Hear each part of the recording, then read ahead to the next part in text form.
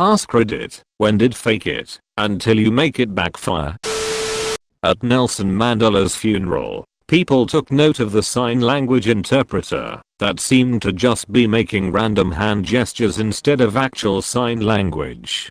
Turns out he had made quite a few appearances previously and nobody had caught on that he knew literally no sign language. To me, this dude is just the poster child for fake it till you make it. This is apparently common. A sign language interpreter for the city of Tampa, Florida was fired after it turned out that she didn't know sign language and was just signing in gibberish. Among the things Roberts signed, according to Settembrino, was the following: 51 hours ago, 012:22, indecipherable. Murder 3 minutes in 14 weeks ago in old, indecipherable. Murder 4/5 55,000 plea 10 arrest murder Bush. Indecipherable. 3 age 24. Made sense to me. Turns out they were just faking not being able to do sign language and was actually signing encrypted nuclear codes to someone in the crowd. I hired a Mandarin translator for a game I'm developing. Ran her translations through Google Translate to find they were a good match. Too good a match.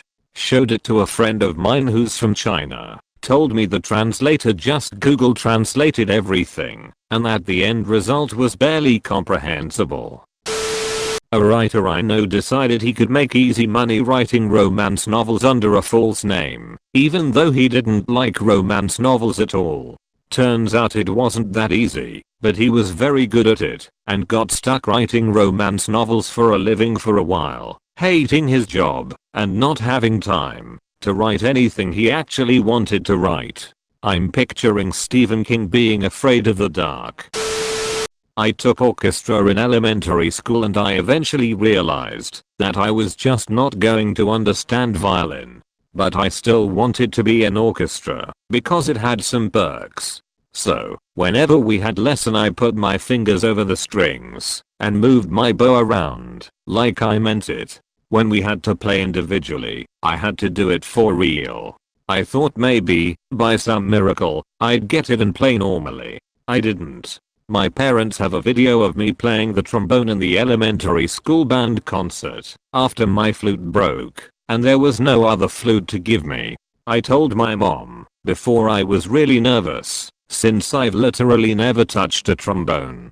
I sat down in my concert chair, and the only other trombone looked at me said just slide the thing up and down, and no one will ever know. And you know I went hard. I was jamming out to Oates Peas Beans, like I was a world-class jazz musician.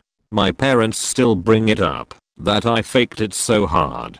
My teacher eventually caught on, and since we still had no more flutes, I was transferred to percussion, and played the triangle. I knew a girl who would apply to jobs she was unqualified for, including a job at NASA and at Apple. She lied about her qualifications on her resumes. She landed several high-paying jobs, but would get fired after a month or two once her coworkers realized she did not have the skills to fulfill her duties. She would boast on Facebook about how she landed her dream job every few months. Not sure what she's doing now, since I haven't spoken to her in years. I believe she moved to another country. Oh, and she took credit for the Mars rover and for the Beatles on iTunes. A few years ago I got a job interview after months of looking. I was desperate. I thought I was going to be working in the mailroom for the city, but when I arrived it turned out it was for delivering mail between city offices. Okay, no big deal. I can do that. Well, in my province we have G1, learners. G2, still have some restrictions about when/who you can drive with, and G, full license. Well, I needed my full G for the job, but hadn't gotten around to doing the test. No big deal, I thought. I'll just go along and schedule a test as soon as possible, hopefully before any paperwork needs to be done. So I went through the interview and I think I'm home free, but no. They want to do a driver's test right then and there, and I need to present my license to the testing company. Thinking quick, I tell them I don't have my license on me. Well, They need it, and they were willing to find a city employee to drive me back out to my house, 30 minimums away, and get it. Backed into a corner. I finally have to admit that I don't have my G license. I blurted it out and basically ran out of the office and didn't look back. Still one of the most embarrassing moments of my life. We hired a young woman once, let's call her Stacy, and part of her duties would be driving. One day we asked her to pick up a rental vehicle. She turned up with the vehicle, all good. Later on, someone looked at the paperwork for the truck rental and was like, who the f is Karen? Turns out that due to not having a driver's license, she had lied in her interview. Stacy paid her roommate Karen to pick up the vehicle. It also turned out that Stacy had stopped at an ATM on the way back from picking up the vehicle to withdraw $40 for herself from the company credit card. We immediately dismissed her. A couple of hours later her mom called, furious, and demanded to know why she had been fired. We told her the reasons, and she said oh, and hung up. Got a job working in an insurance company reviewing contracts. Had no idea what I was doing, and thought I could just learn it, and I'd be fine eventually. Lasted 6 months and they kicked me out. Similar story for me. Got a job at a mortgage broker. Their limited training was meant for people who had already worked in the industry, not newbies like me. I'm good at test taking, so I passed the mortgage originator licensing exam on the first try. Had no idea what I was doing trying to sell mortgages though, and without income from commissions I was making minimum wage. Eventually the boss found out I was applying for other jobs, gave me an ultimatum. Quit looking for other jobs or quit working for him. I asked him for a box to carry my stuff out. Place went under in 6 months anyway. I went on to get a job I was qualified for, that I've now had for 10 years. Got a part-time job as a bartender to help with bills. Told them I knew how to bartend. I can pour a whiskey, coke and beer, so just figured I'd pick up the rest as I went along. First week I was serving to get to know the menu and someone called in sick. Owner makes me bartend. So I'm doing fine, just beers and a few mixed drinks. Then a party of about 40 people coming from a wedding come in and starts asking for all these different shots, different specialty drinks, etc.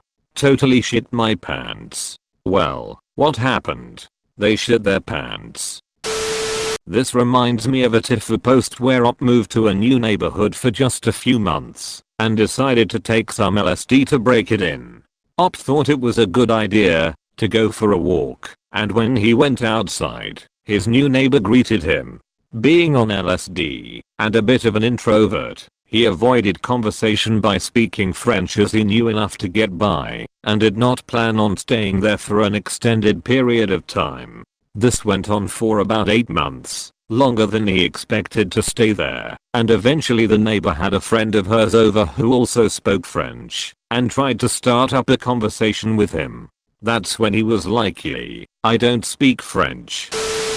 When I thought I was cool enough to eat edibles with no tolerance in Colorado before the airport to go back home, it hit me during the security checkpoint. The pressure behind my eyes began to build. The strange feeling of having to poop traveled from my head to my toes, and at this point I knew I had taken too much. I had sunglasses on, so only having to deal with security for a few moments I was able to get through this with little problems. I had an hour and a half before my plane boarded. My brother met a girl. He also ate edibles, but had a tolerance, and was walking around with her while I was told hi to function. The terminal was full, no seats anywhere. No problem, I'll just sit awkwardly on the floor the wrong way and stare at these people. "Sir, are you okay?" one asks. My sunglasses were on, so I pretend to not hear them. "Why are you starting at me?" The chicken beckons. I realize my sunglasses are minimum shading, so they can see my eyes, just staring into them. "Sorry, there's nowhere to sit," I manage to say back. My anxiety at this point is through the roof, so I apologize and find somewhere else to lay down in the terminal. I find a spot near the front of the terminal near boarding area / help desk, so if I take a nap I know I'll be woken up by the line that forms / people helping me. There's maybe 50 to 60 people near me all in the rows of seating, and I position myself legs first at them with my head on my backpack and take a nap. I don't know how long I napped for, maybe 10 to 15 minutes. I woke up startled to an extremely loud sound. It sounded like a plane had hit the building from the vibration. Turns out, I had let out the loudest and most pungent fart I've ever had deep out of my insides. I don't move. I have my sunglasses on still, and had forgotten the encounter with the chicken earlier, so I act like I'm asleep. I blasted maybe 10 people directly with my fart, and all 10 of them got up and moved immediately. The terminal is shaken up, the laughs are deep and everyone is looking at me. The cute girls I noticed on my way in are pointing and laughing at me. The airport workers left the stand and are staring at me talking into their walkie-talkies laughing. I didn't move until the plane boarded, and in line everyone was still talking about it, and the staff couldn't look me in the face when I had to go through the desk with my ticket. TL. Dr. Edibles made me an idiot and I cleared a row of terminal seating with a pungent gas blast while pretending to be asleep.